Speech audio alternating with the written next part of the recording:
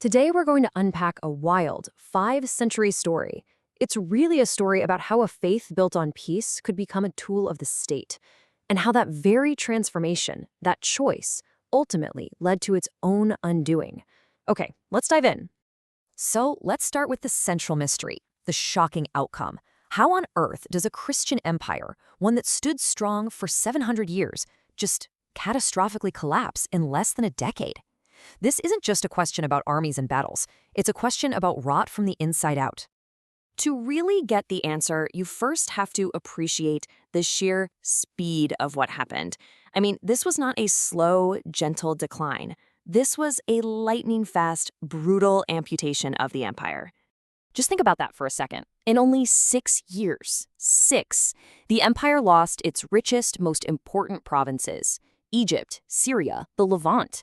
These weren't some far-flung outposts. This was the heartland. That incredible speed tells you something really important. The problem wasn't just a new enemy on the outside.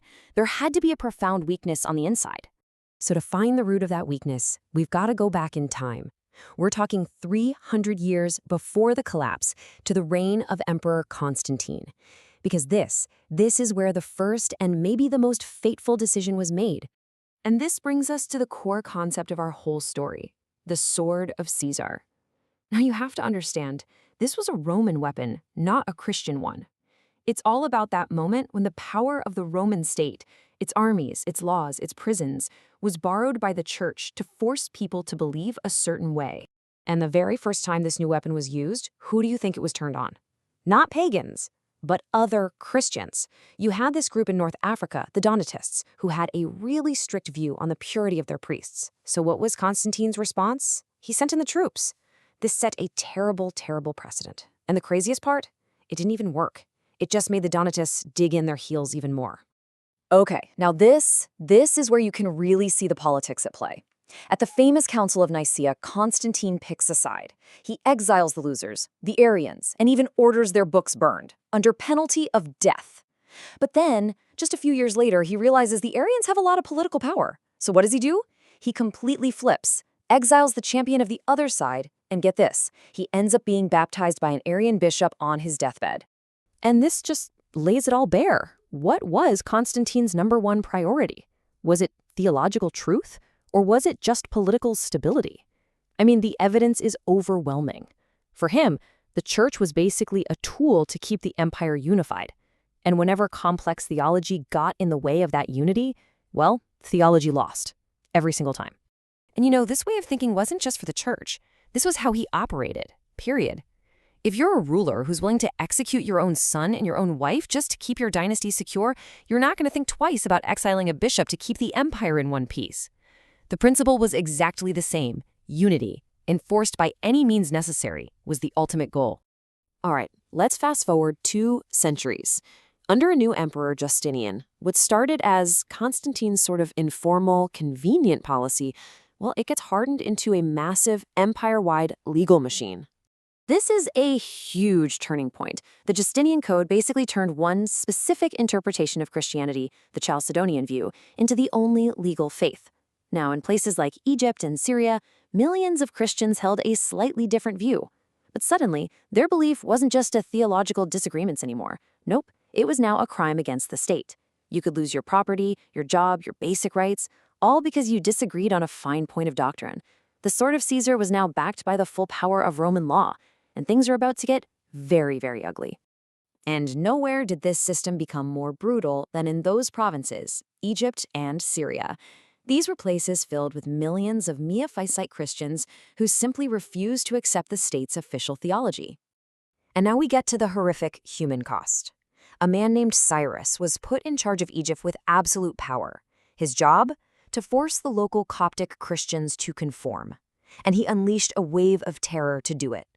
His most infamous act was torturing a bishop's brother Mina with flaming torches, and then sewing him into a weighted sack and drowning him in the Nile. This wasn't a debate anymore. This was state-sponsored terrorism. And this wasn't some isolated incident. The brutality was widespread. Imperial soldiers publicly beat and maimed respected leaders like Saint Samuel. The actual pope of the Coptic Church, Benjamin I, was forced to flee into the desert and hide for a decade. The state wasn't just disagreeing with its people, it was actively waging war on them. So, the empire spent generations creating a huge population of its own citizens who absolutely hated it, who had zero loyalty to it. So here's the crucial question. What do you think happens when an actual enemy, a real external threat, finally shows up at the gates? And right here, this is the answer to that big mystery we started with. The Byzantine Empire wasn't really conquered from the outside. It was hollowed out from the inside. When the Arab armies arrived, the local Christians in Egypt and Syria thought, why should we fight for these guys? Why would we die for a government that tortures our priests and exiles our pope?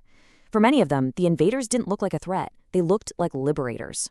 And we don't have to guess how they felt about it. We have this quote from a Coptic bishop who lived through the whole thing. He didn't see the invasion as some terrible tragedy for Christianity. No, he saw it as God's judgment, a chastening, he called it, punishing the Byzantines for their sins against their own Christian brothers.